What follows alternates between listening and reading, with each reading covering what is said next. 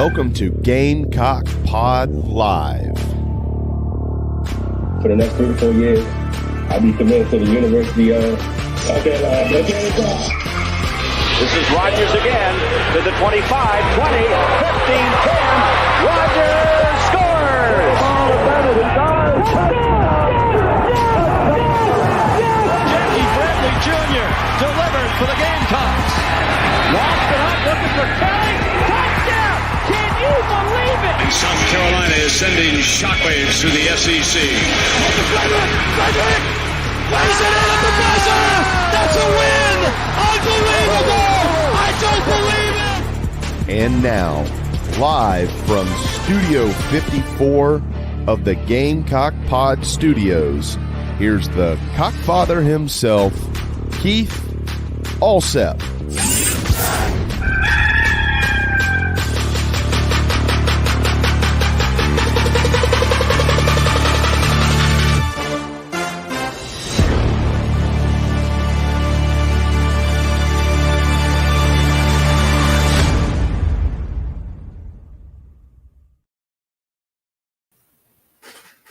All right, everybody, welcome into Gamecock Pod Live for May the 3rd, episode number 1215 of Gamecock Pod Daily and Gamecock Pod Live as I adjust my microphone here. Let's jump right into our Nana's Porch news, notes, and headlines brought to you by Nana's Porch.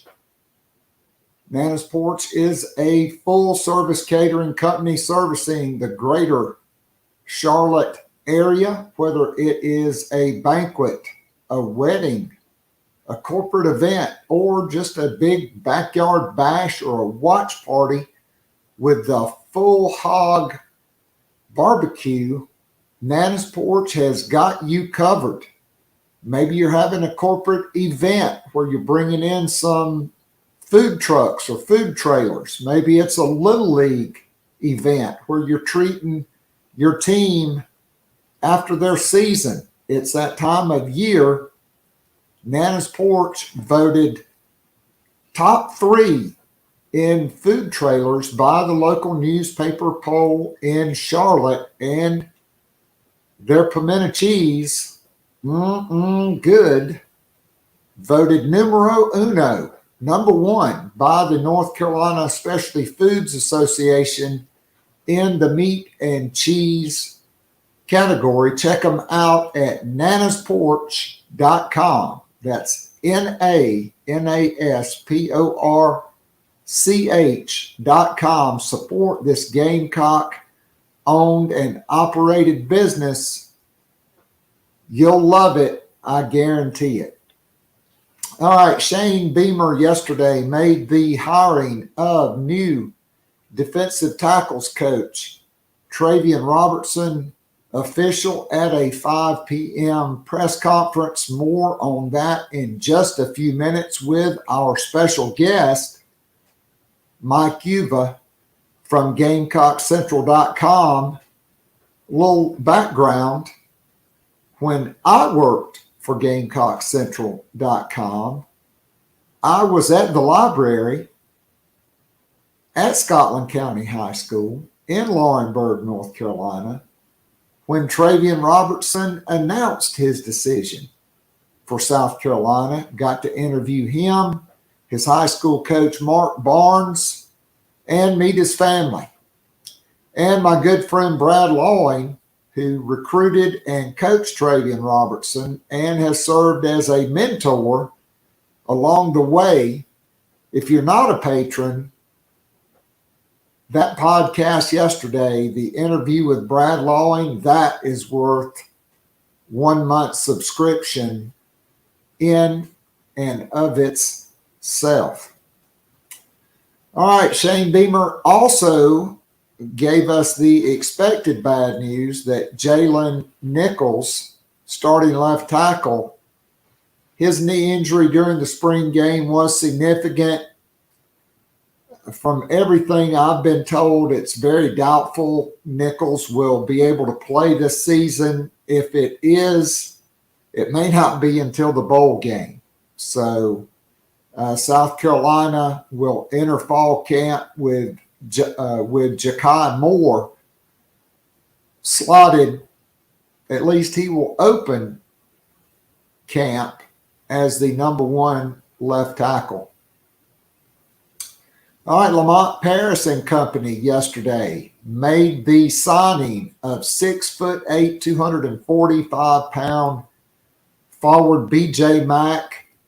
Official Mack, one of the most highly coveted prospects in the transfer portal, had over 20 offers, made official visits to Alabama, who was the number one overall seed in the NCAA tournament, LSU, Iowa, South Carolina, and was scheduled to visit Arkansas, and Eric Musselman canceled that visit and chose Lamont Paris and the Gamecocks. Gamecocks also filled out their roster with 6'4" guard Morris Ugatsu, a native of Finland. He was slated for the 2024 class. He will reclassify and enroll this summer at South Carolina. That gives the Gamecocks 13 players, but Ugatsu is expected to redshirt, meaning 12 players will play this season. More on that with Mike Uva. I love what Lamont Paris has done in the transfer portal, no doubt about it. Gamecock Baseball will play 7 of their next 8 games on the road. That begins tonight at Winthrop, 6 p.m. start time. First pitch, Gamecocks will roll out Eli Jones, who is 4-2 on the season with a 3.06 ERA. 40 strikeouts, 9 base on balls in 35.1 innings pitched. Then the team will travel to Kentucky for a pivotal 3-game SEC series before returning home next week for a midweek home game with North Florida. Then they'll get right back on the road and travel to Arkansas before coming back home to finish the season against Tennessee. Gamecocks are currently 35-8, 14-6 in the SEC, number 3 in the polls, number 2 in the RPI. All right, the Welcome Home Tour begins tonight in Charlotte at the Charlotte Country Club. The doors open at 6 p.m. Tickets slated for $90 a piece. Those are some expensive tickets. All right, we will be back with Mike Uva after this commercial message. If you enjoy listening and watching the free Wednesday show, now live streaming on YouTube, and would love more Gamecock Pod daily, join our growing Gamecock family by becoming a monthly or annual subscriber. You'll be able to listen to the show every day of the week and listen to guests like J.C. Sherbert, Hale McGranahan, and John Whittle from thebigspur.com, Colin Taylor and Mike Uva from Gamecock Central, Emily Adams from the Greenville News, Ben Portnoy, Michael Lanana, and Jeremiah Holloway from GoGamecocks.com, Michael W. Bratton, the host of That SEC podcast, and many, many more. As a VIP subscriber, you can join or listen to the weekly live Zoom call with up to 100 of your favorite Gamecocks and friends. After the show is an unrecorded overtime segment where the real scoop gets dropped and discussed. It's like going down to your local pub or sports bar and having a conversation with your Gamecock friends about last week's football game, men's and women's basketball games, and Gamecock Baseball. And of course, there's always recruiting to discuss. In addition to the weekly Zoom call, VIP subscribers get the most popular podcast, The Morning After, which is released every Sunday morning during football season, and more VIP perks are in the works. Follow Keith on Twitter at KAllset, or follow the show on Twitter at GamecockPod. Go to the top of the homepage and follow the link. If all else fails, go to patreon.com/GamecockPod Daily. Join now and get up to 3 months free off an annual VIP subscription. You will love it, guaranteed. Now, back to Gamecock Pod Live.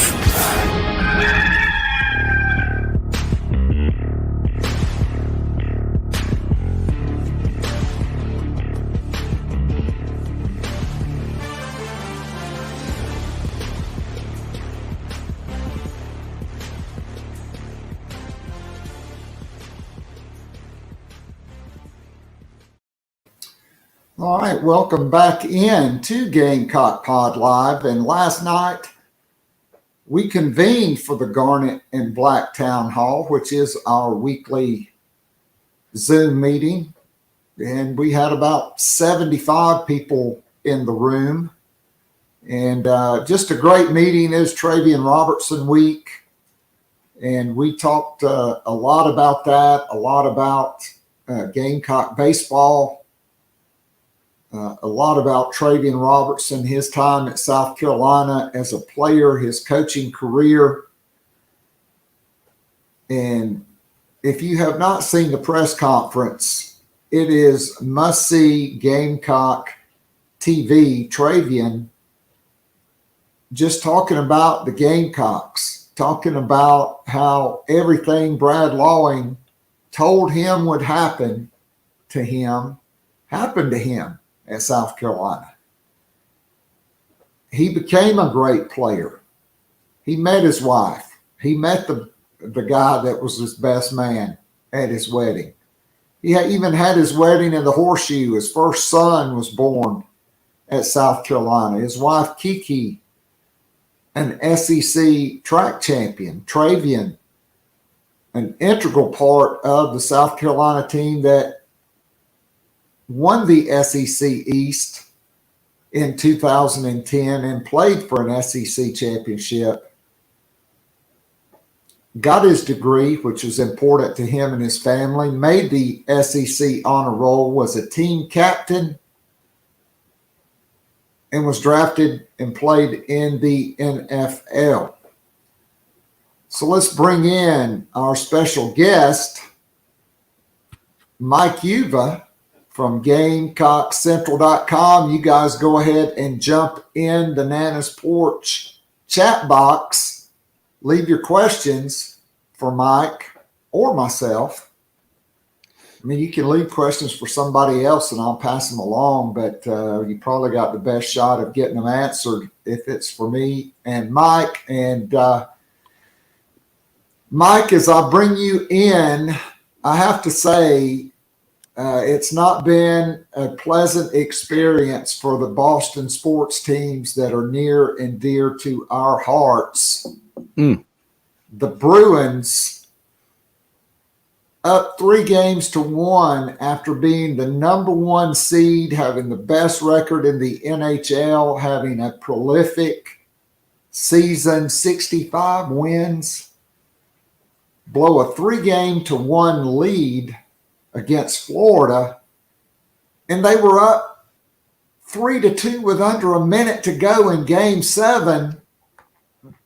Choke it off. They go to overtime, and predictably they lose. And then Monday night, the Celtics, the highest-ranked team left in the NBA with home court advantage throughout the playoffs, get Philly minus the NBA's MVP, Joel Embiid.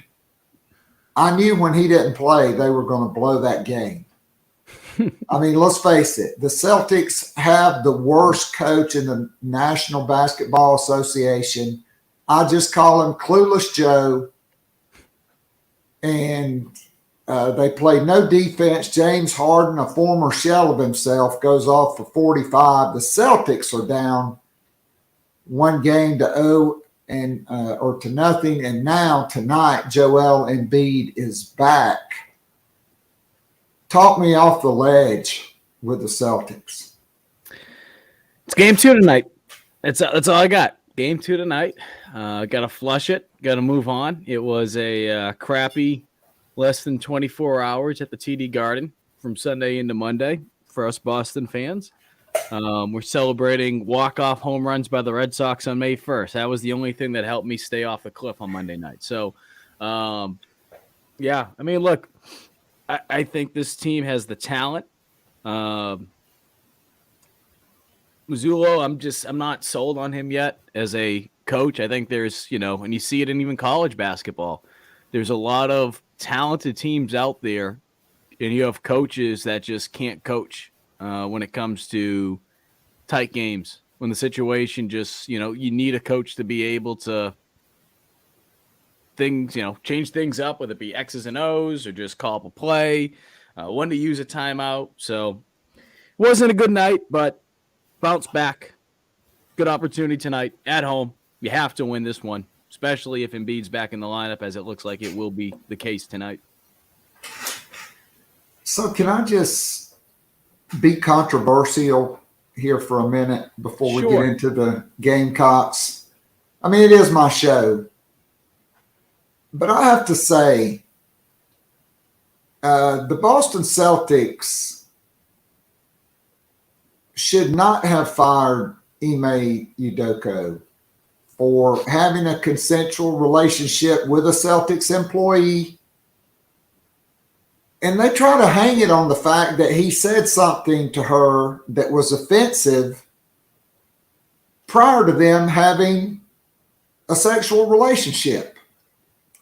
And my point is, if she really found it that offensive, why did she then have a sexual relationship with this guy? A suspension, 20 games, without pay, a fine, sure. But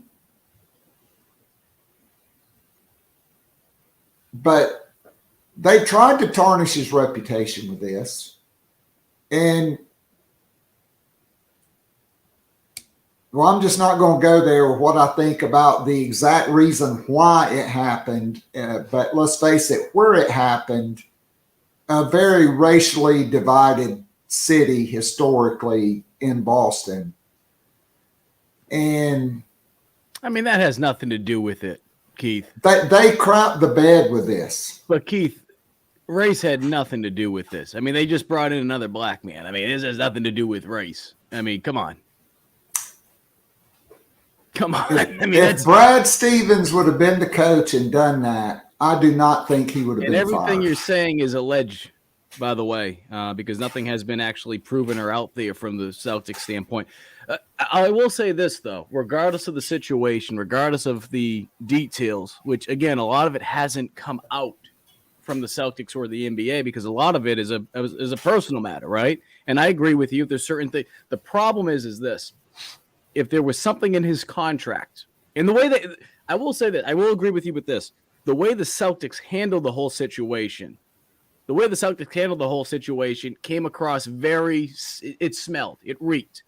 If he had done something where it was in his contract that he had broke, right, that he had agreed on, right? You have a certain role, you understand things, then now it is a personal matter. I agree with you on that.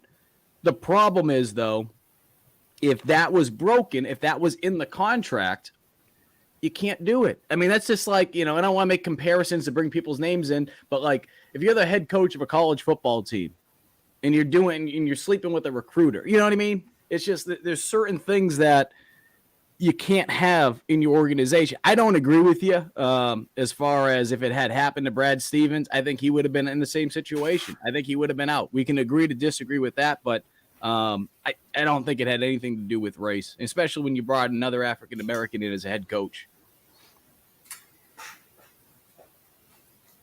I mean, to me, if you were going to get rid of him, why not bring in Quinn Snyder?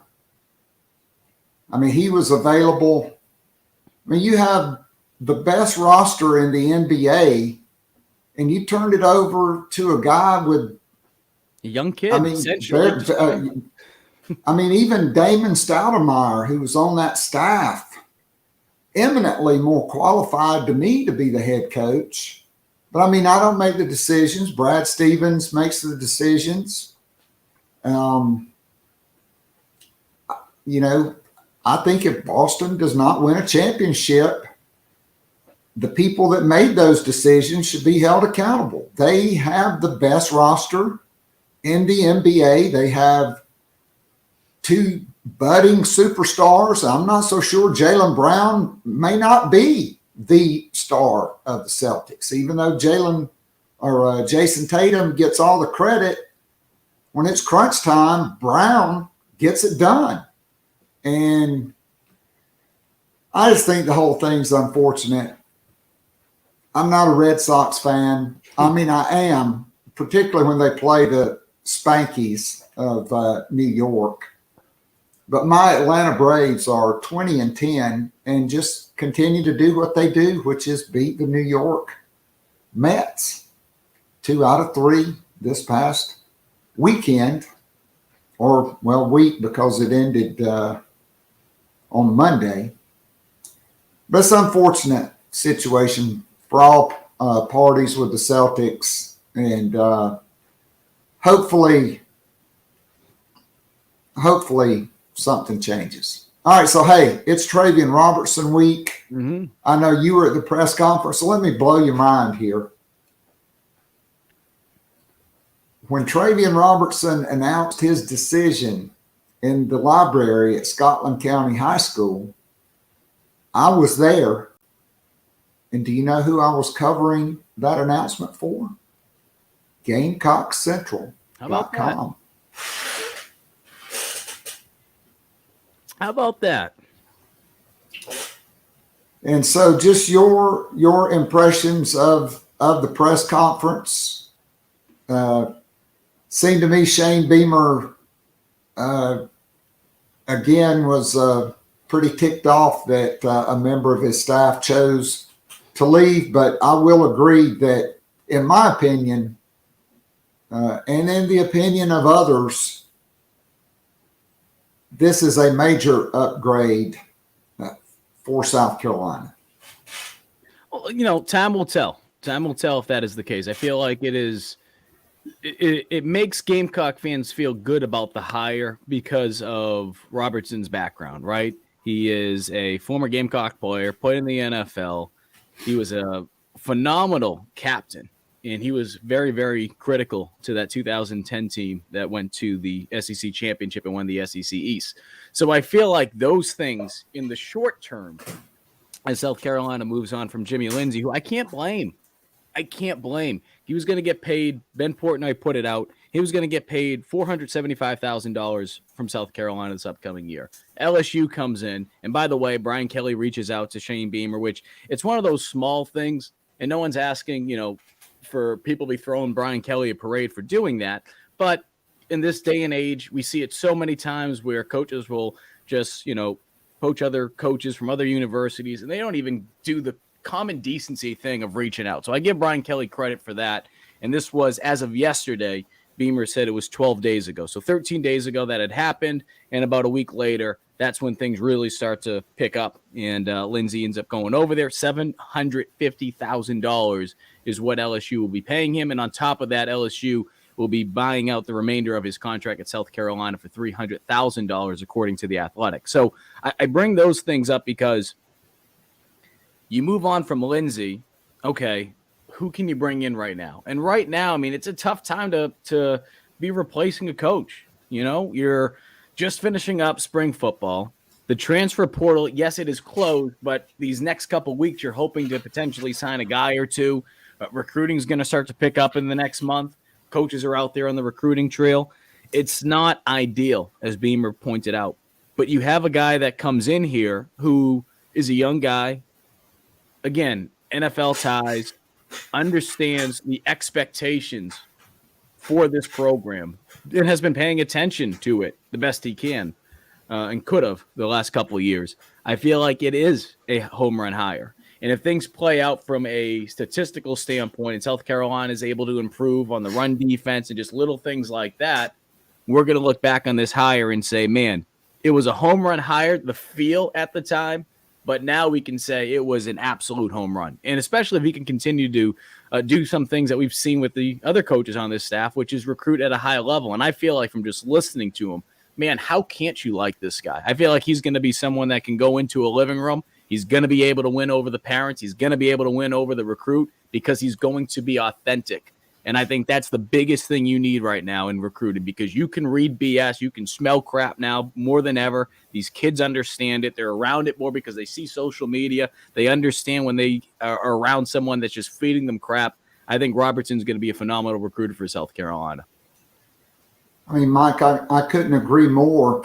I mean, when you look at it, Travian Robertson was a top 50 national recruit, okay, from the state of North Carolina, NC State, Tennessee, Georgia, South Carolina, Clemson, Florida State, you name it in the SEC footprint. They all wanted this guy. They fervently recruited him. So he's been through the process as a big-time recruit, number one. Okay, so he understands that process. Coincidentally, that recruiting battle came down to South Carolina and Clemson. The relationship with Brad Lawing was critical. They are still close to this day. Again, had about a 45-minute interview with Brad Lawing on yesterday's pod. If you're not a patron, sign up just for that. It's worth it. I guarantee it. Brad Lawing with great insights on Travian Robertson. I mean, we talked about the 17-year-old Travian Robertson, the 18-year-old true freshman Travian Robertson, who was one of the first guys, his class, to be able to enroll early in college. And so when he came to college, he was still a high school senior. He transitioned from defensive end to defensive tackle, became an all-SEC player, helped lead South Carolina to the SEC championship game, was a captain, SEC honor roll, an NFL draft pick. And now you look at every place he's been, there's been an immediate turnaround in the production of the defensive line, from Georgia State, where he made Jordan Strong the sack leader in FBS in 2020.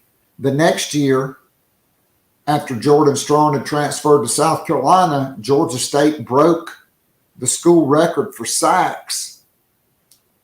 Tulane was 2-10. Back in the day, we used to call it Tulane and 10. They're 12-2, the American Athletic Champion. They beat Kansas State, who, by the way, won the Big 12. They beat TCU, who was in the college football playoff, in that championship game. And Kansas State's coach in the AP article commented that they lost that game because Tulane's defensive front dominated them physically. And then, by the way, they beat this team from the West Coast with the Heisman Trophy winner, Southern Cal, in the Cotton Bowl. And the final two plays of the game were sacks on the Heisman Trophy winner. And Mike, you look at the group he's inheriting: Tonka Hemingway, Boogie Huntley, TJ Sanders, Nick Barrett, Xavier McLeod, who quite frankly may have been the top XXL defensive lineman in the country, 6'5", 325. There's a reason Kirby Smart and Will Muschamp recruited the hell out of him. And there's some other young guys down there as well. And I talked to Brad about it yesterday, and certainly he's inheriting, Travian is, a much better defensive front than Brad Lawing did in 2006 when he came back.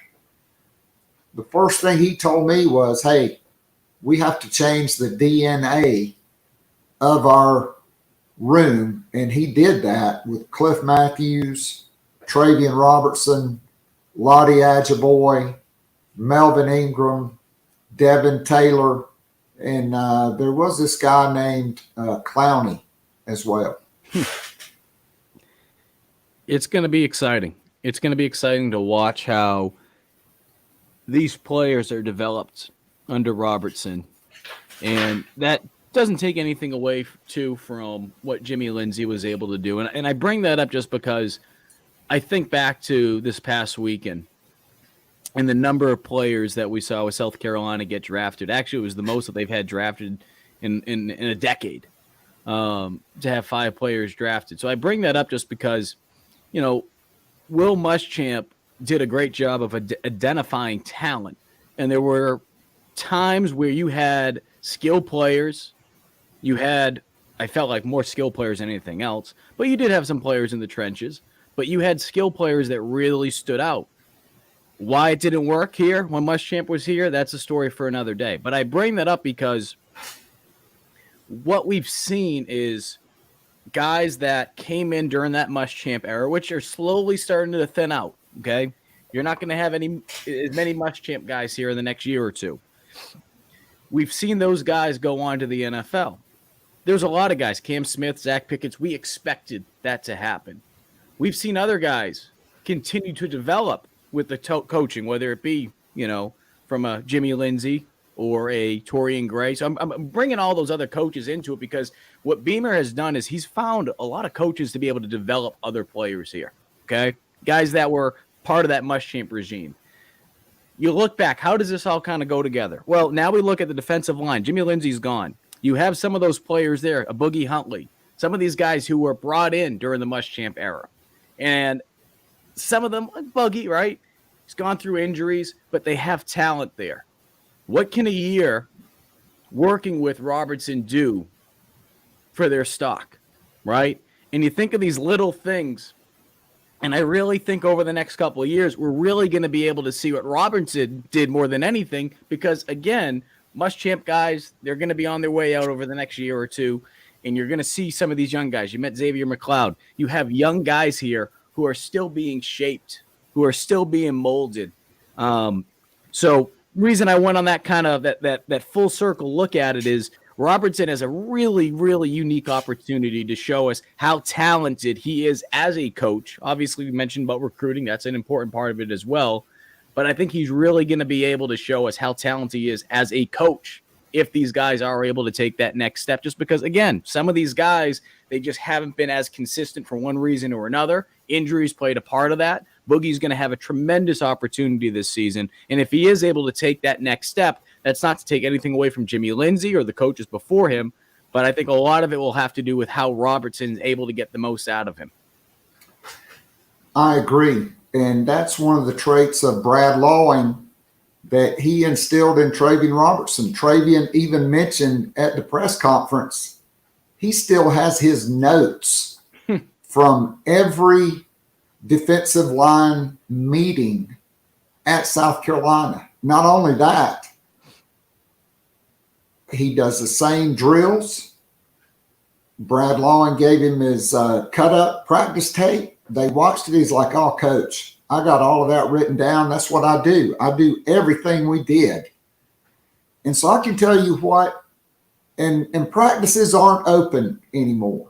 But when Spurrier was there, when Lawing was there, a lot of practices were open.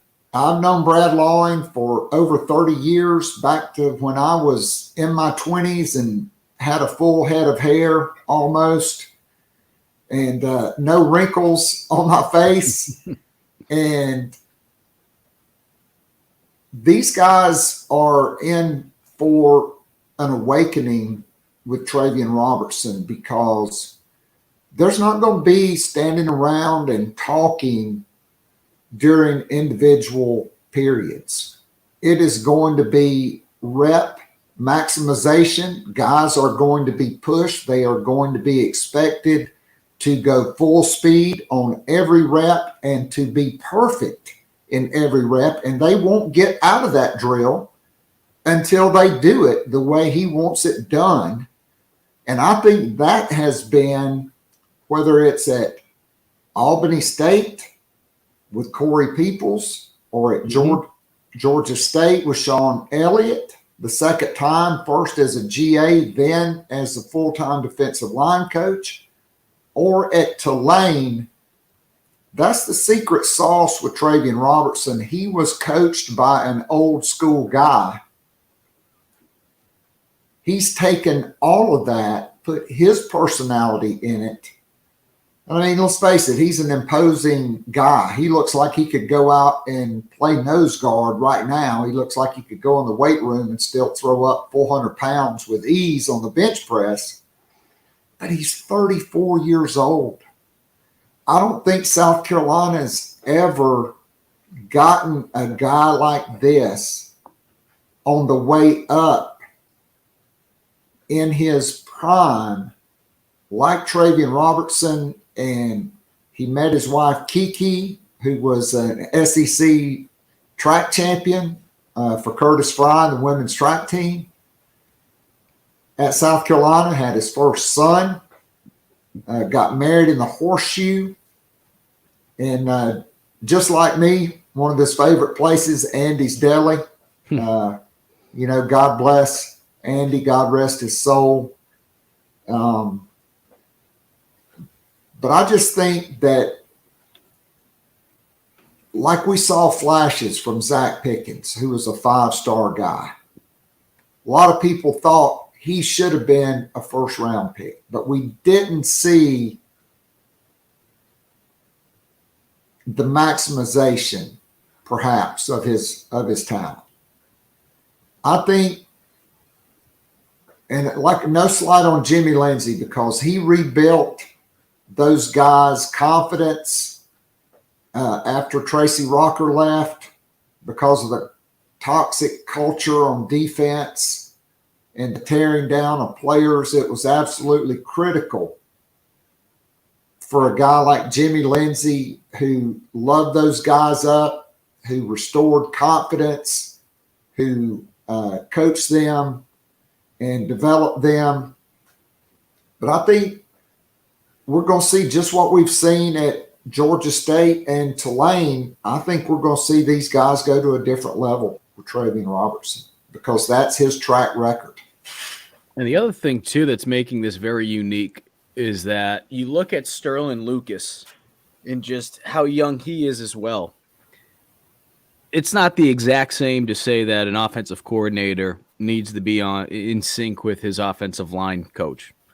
It's not the exact same. But to be able to have an edge coach and a defensive tackle coach, to be able to have those guys on the same page, it can help your defensive line tremendously because there's a lot of stunts, there's a lot of twists, there's a lot of gap responsibilities. Everyone needs to obviously do their responsibility on defense. They have to do their 111th, as we would say back in college. But there's something to be said when you do have two coaches who probably think very similarly and have the same vision. And that's not to say that Jimmy Lindsey didn't have that same vision, but because of, again, how young they are, there's a lot of things that they were probably taught that they view the game in a certain manner because of how recent they are from being removed from playing it. And I think being able to have guys like that on your coaching staff, especially together, not only will it help you out there on the field, but I think if anything, defensive tackles, you could see them probably going into Sterling Lucas's office, asking him a question or two. I think the chemistry, it's going to help. It's the little things that you don't necessarily think about when you hire a coach. I think it's really going to bring that unit closer together. And again, heading into this season, there's been a real big emphasis, as we heard from the coaching staff. Jimmy Lindsey mentioned it. Clayton White mentioned it. The players mentioned it throughout the spring, how much they want to improve on stopping the run because it's been an issue for them. And I think this year going into it, making this move now as they add Robertson to the coaching staff, I think the timing could not have come any better because they're really going to be able to develop a strong nucleus, a strong core up front. It's not going to be easy. I don't want you to think it's going to just be, okay, automatic changes are coming. No. It's not going to be easy. But at the same time, too, if you're able to establish this foundation this year, man, I mean, shoot, 2 years from now is when I really think South Carolina is going to be on the up and up just because of how young they are. This is a great time to be able to develop that nucleus up front and to be able to create that foundation to make that improvement with stopping the run. I mean, Mike, no doubt about it. I really think Sterling Lucas is becoming a star on the recruiting trail. And as a coach, look what he did with Gilbert Edmond and Jordan Birch last season. I do expect the Gamecocks to add a couple of very nice edge players here in the month of May from the transfer portal that will definitely provide depth. And I think the big key for Clayton White is they've got to improve that run defense. I mean, 198 yards per game is not going to cut it. Now, I'm not putting that all on Jimmy Lindsey because, quite frankly, South Carolina's linebacker play has not been the best. They've been limited athletically at the position. They've had key injuries. I've gotten very positive reports on Mo Kaba. Mm-hmm. If you get a healthy Mo Kaba, and the guy I'm hearing the most about, Grayson Pup Howard, if you get those two guys, and then your transfers and some of your other guys like a Stone Blanton, who took a big step in the spring, I think that will go a long way to helping South Carolina improve their run defense. They'll get David Spalding back healthy. There's a plethora of options at that nickelback position that are quality players, including a former five-star from Georgia, D'Angelo Gibbs. We didn't get to see him in the spring game. But I do think they have a recipe and the talent to definitely take a major step forward in improving the run defense this season. And to me, that's absolutely critical. And it's going to be something that, again, going into the season, regardless if Lindsey was going to be back with the coaching staff or not, there was going to be a lot of eyeballs on. And I think going into this season, there's going to be even more on there. So if they don't make the improvements that they need to up front, does that mean this hire is a failure? No, because, again, it wasn't just going to happen overnight. They have done a great job with recruiting, and that's going to help over the next couple of years. But I think the big thing is being able to have Robertson in here to be able to show them that vision. Because, again, you have so many young players. I understand there's some veterans back there, no question. But there's so many young, talented players across the board on this team. And I think the core of when we're talking about South Carolina football 2 years from now, those are the players that you need to really be able to take that next step. So to be able to develop a relationship with Robertson right now, hopefully it will lead you to that point. So when we're talking about USC football 2 years from now, we're able to say, man, we're not worried about the defensive line. You know, remember where they were 2 years ago? Remember the way we talked about the wide receiver room? I'd say towards the end of the Muschamp era. Shi Smith's last year. You take Shi Smith out of the equation, they had no other wide receivers left. They didn't. They had nothing left. So I bring that up just because the way we talk about USC's wide receiver room, that might be the same way we're able to talk about the defensive line. And they've had talented guys. I mean, we can go down the list of how many talented guys and how many guys they've produced in the NFL over just the last 3-4 years. But, again, that's all great, but you need to be able to take care of business when you're here. And that's going to be stopping the run this season and just making those improvements for the next couple of years with that foundation that we talked about. Yeah, I mean, no doubt. I mean, South Carolina, they actually did have wide receivers. They just didn't have anybody that could bring the ability out of them. They had Josh Vann. They had Jalen Brooks on that team. They didn't do anything special, though. I mean, that's what I'm talking about. No, they didn't. They had names, but they didn't do anything. Like, if you took Shi Smith away, it was like, to make a basketball analogy, because I know you're a coach, it was like tying the right hand behind a 10-year-old and saying, use your left hand. They couldn't do anything, and that's why teams weren't worried about them throwing the ball. There was other issues, of course, with the musical chairs at quarterback that season, but yes. But it took bringing in a guy like Justin Stepp. Absolutely. To maximize those guys' abilities. And to me, if Josh Vann doesn't suffer a major injury in that Clemson game, I think he's probably drafted, not signing as an undrafted free agent. Then you have 2 wide receivers drafted, right? I mean, certainly Juice Wells is going to be a draft pick next season. Potentially Xavier Legette if he has a big season. Coaching matters. I mean, you had a tight ends coach who was a quarterback coaching wide receivers that year. Prior to that, you had a running backs coach, Brian McClendon, coaching wide receivers. So bringing in a guy like Justin Stepp, I think Travian Robertson, I think Sterling Lucas fits that bill, certainly Torian Gray. And I think we'll see on offense with Dowell Loggins bringing in a coach that can maximize your talent matters.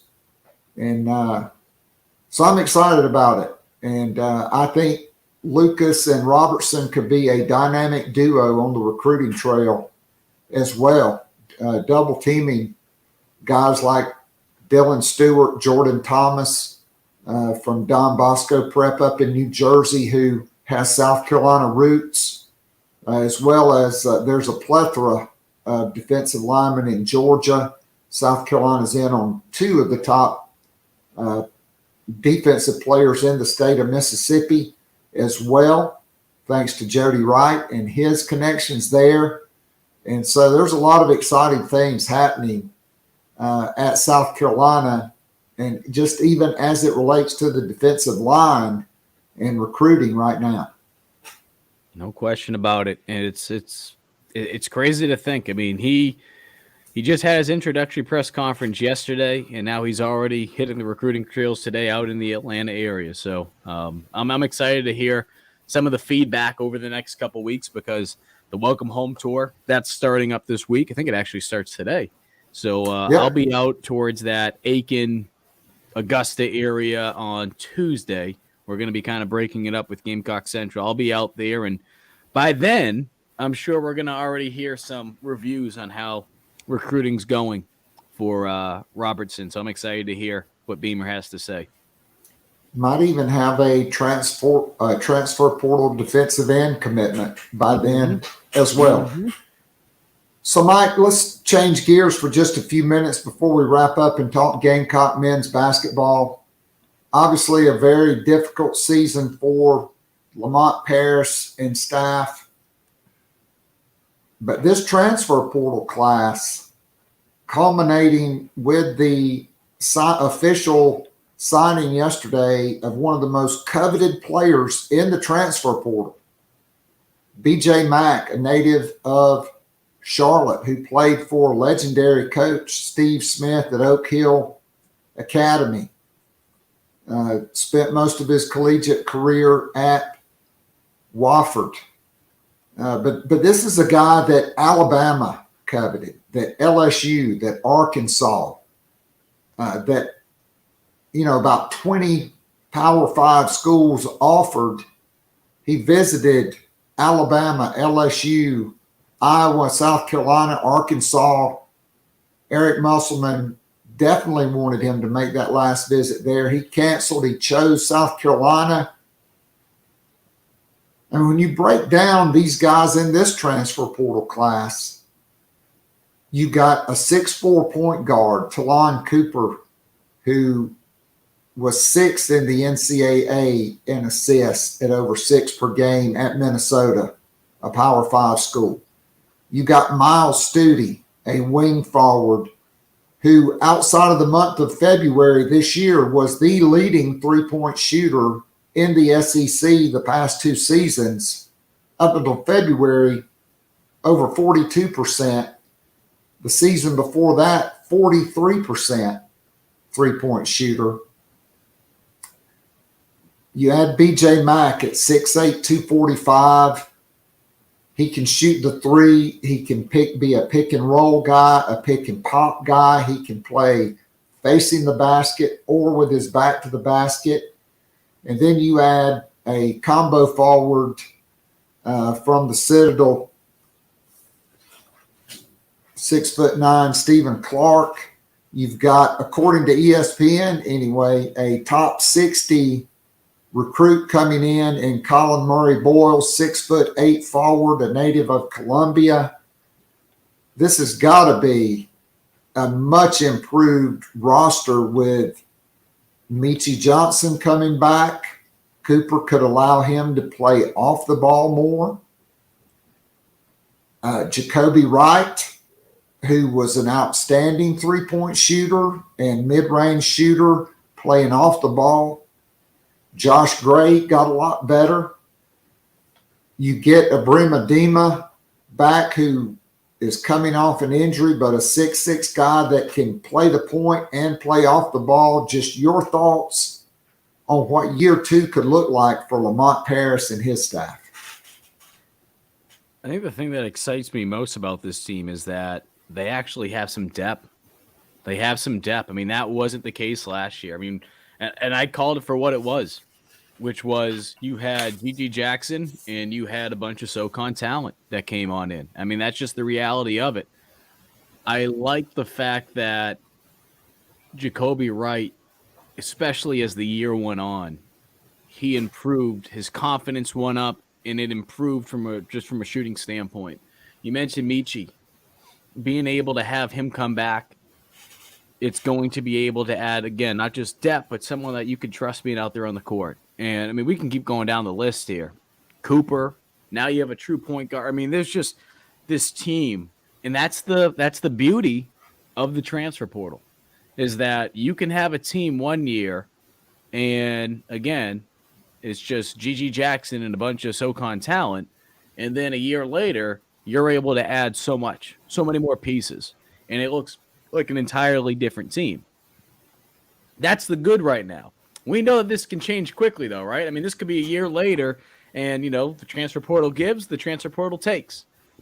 It is your responsibility, if you're Lamont Paris and this coaching staff, to get the most out of this team to show that progress, right? I mean, that goes without saying. But you have to be able to do it, because when you go out to the transfer portal next year and you're trying to recruit guys in here, what's that pitch going to be? Well, you know what? Yeah, we weren't able to do things, but we can give you an opportunity to play here. You were able to show that, hey, despite some of the challenges that you guys had last year, you were able to, I mean, shoot, we can go down the list of how many more games they could have won. And I don't want to do the coulda, shoulda, wouldas, but for everything about this team that I just said, they could have easily won another 5 games. So, again, like we've seen with football with Shane Beamer, he's had success with the transfer portal. Well, he's also been able to say, hey, look what we did last year. Look what we did the year before that. We keep getting better. That's what you have to do this year for your Paris, because you need to. You need to continue to show progress. You need to continue to show that consistency, because if you don't, next year, 2 years from now, it becomes more difficult when you go into the transfer portal. I'm not saying they're going to have to bring in as many guys through the portal, but again, where South Carolina was a year ago compared to where they are now, they've done an outstanding job of taking advantage of the portal. No question about it.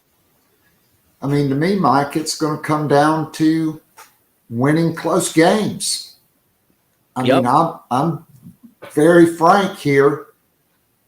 Lamont Paris and staff need to go and visit with some experienced Power 5 coaches about time and score situations, end of game situations, because there were, like you said, at least 5 games that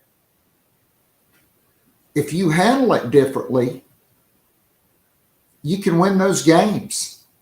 And we're not going to relitigate it, but I mean, Alabama, Arkansas, Georgia, I mean, at Vanderbilt. I mean, there, or maybe it was Vanderbilt at home. I can't remember, but I mean, there were some of those games that Missouri, that South Carolina absolutely should have won and could have won those games. But they will be much more talented. They will be able to spread the floor, and teams will have to defend on the perimeter because of Cooper, Michie Johnson, Miles Studi, Jacoby Wright, and another guy that I expect to take a big step, who was a kind of a defensive guy when they went to the 1-3-1 and played at the top, Zachary Davis. I can't wait to see what he looks like next year. I mean, because he was a string bean, he's going to get bigger, but he's very skilled, and you just have to think, Michie Johnson, Mike, last year is the first full season Michie Johnson has played since he was a sophomore in high school. It's going to be exciting. And when we talk about what determines success, right? I'm not necessarily saying that this is a team that's going to make the tournament next year, but I think will be the turnaround, how quickly the turnaround could be. I think that's what you have to realistically look at. And I think this is a team that has the ability to be able to turn things around and get another 6-7 wins. I mean, if not more. I don't think that is crazy to say. I mean, there could be a possibility that they were able to get that closer to 9. Just because of what we've talked about before, there were situations last year that they were close to winning some of those games. Now, of course, you're losing Gigi Jackson, and that's not easy to replace. For all the immaturity and the growth that he was going through at times throughout the course of the season, he still was your most productive player.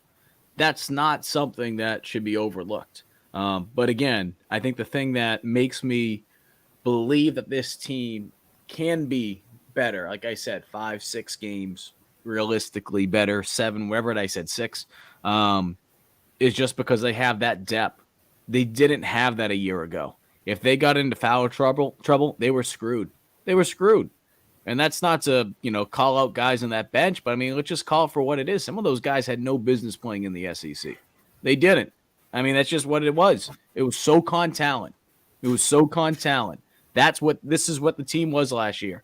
And Paris did everything he could.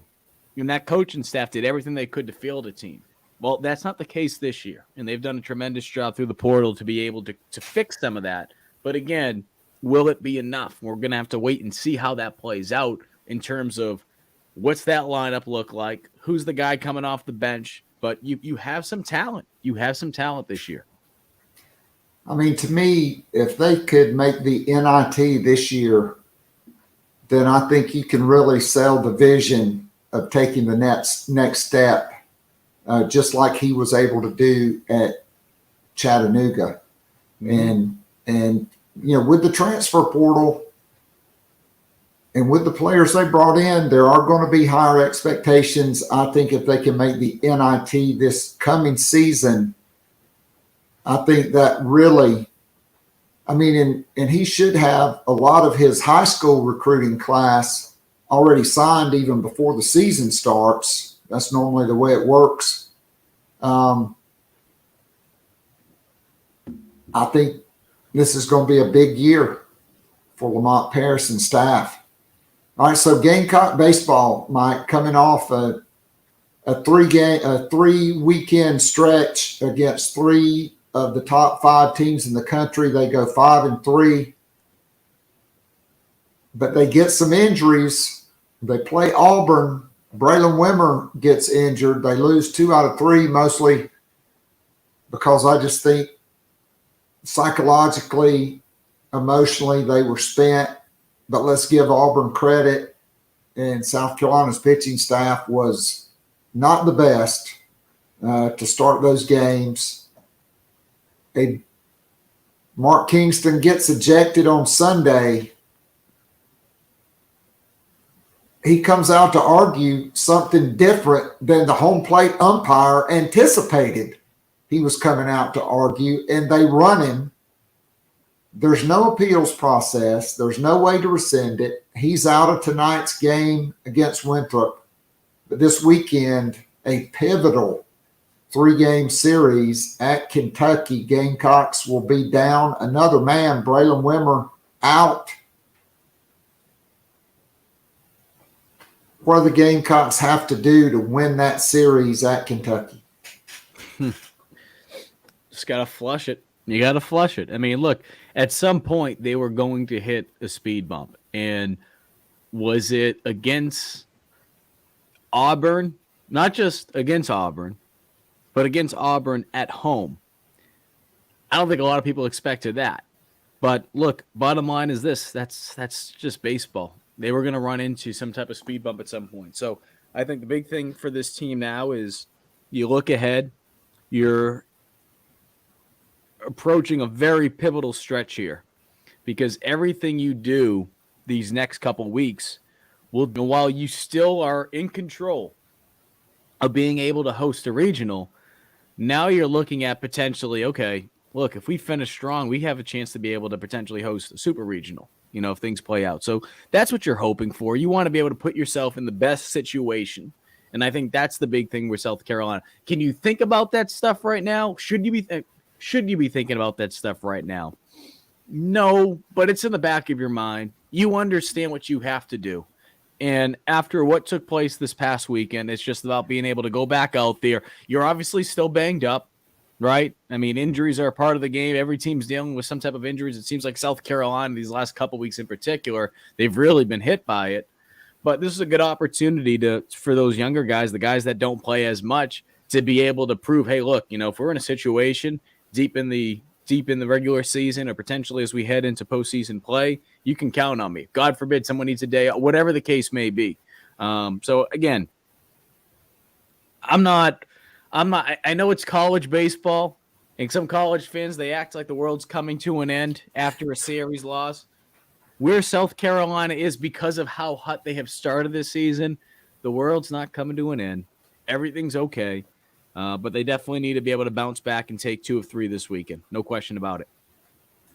Yeah, so Matt, let's go to the Nana's Porch chat box. Ask, can LeCroy come back and play first? I think the latest information I had, Mike, maybe you've spoken to Colin, but I would say this weekend, if LeCroy comes back, probably DH is the best case scenario for him. I think it's going to be the same infield that you finished the Auburn series with after Braylon Wimmer went down. So that's going to move. Cassis will play first. Will Tippett at second. Braswell at short, and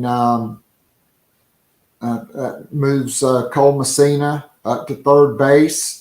And Jonathan French behind the plate. I think that's what it's going to be this weekend. Hopefully against Kentucky, though, you get those guys back. Or not Kentucky, Arkansas. Because, at Arkansas and then closing out the SEC slate with Tennessee at home, those are going to be the 6 games that determine whether or not you're going to be a top 8 national seed, which I think is the goal. Overwinning the SEC tournament. If you're South Carolina right now, you're number 3 in the polls, you're number 2 in the RPI, you're the projected number 3 seed. To me, it's all about finishing in the top 8 so that you are playing in the friendly confines of Founders Park. You're sleeping in your bed every night. You're not having to travel. that gives you the cleanest and the easiest and most direct path to Omaha. And I know maybe Kingston would disagree with me, and there could be some fans that would disagree with me. I'm sure some actually will agree. After being down here covering the Gamecocks over the last, 7-8 years, who the hell cares about the SEC tournament? Really? I'd rather them say, you know what, we're not even going to waste our time driving out there. Get healthy, number one. Number two, save your arms. There's the format for conference tournaments for baseball. It really makes zero sense to me. Really makes zero sense because you look at it, okay?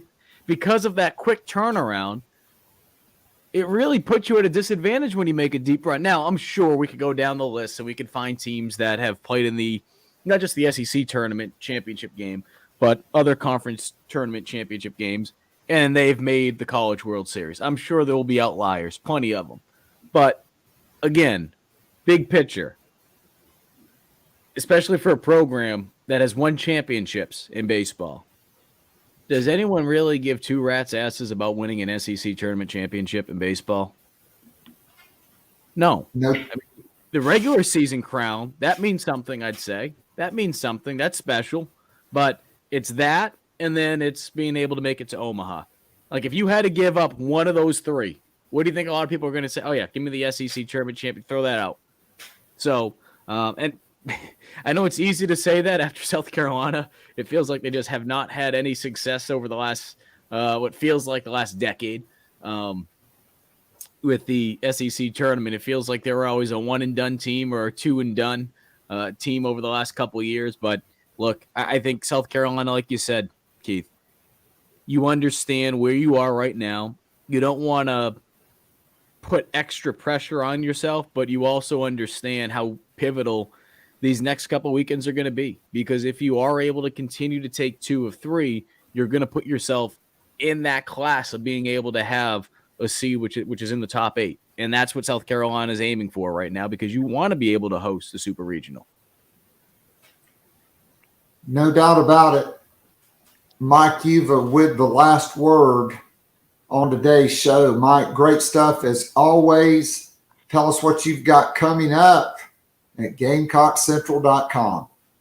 Well, we've been catching up with some of the commitments for the class of 2024 over the last couple of weeks. We'll continue to throw those on out there on Gamecock Central. You can check it out on GC and also on the Gamecock Central YouTube page, which is free if you have not subscribed today. Go on over there, subscribe, and hit that little alert button.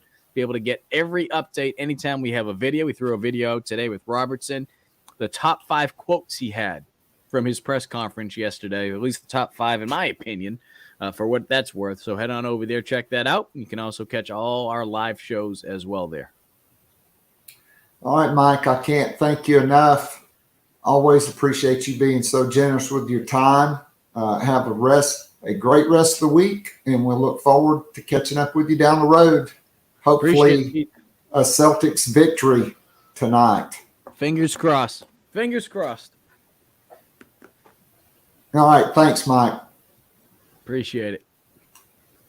All right. That was Mike Uva from GamecockCentral.com. Want to appreciate Jay Diz, Chris Payne, C-Note, and Matt for jumping in the Nana's Porch chat box today, and to Mike Uva for a fantastic show. As always, we will be back tomorrow for the big Thursday show. We will be reviewing a lot of the Travian Robertson and Shane Beamer press conference. And then on Friday, on his drive to the Commonwealth of Kentucky, the Bluegrass State, John Whittle from the BigSpur.com will be our Friday guest on Gamecock Pod Daily.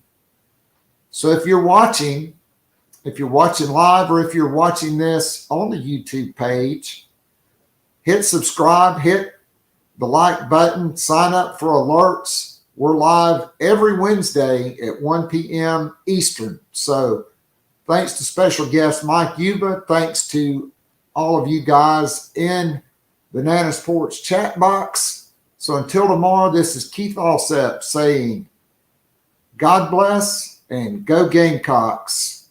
I'm out of here.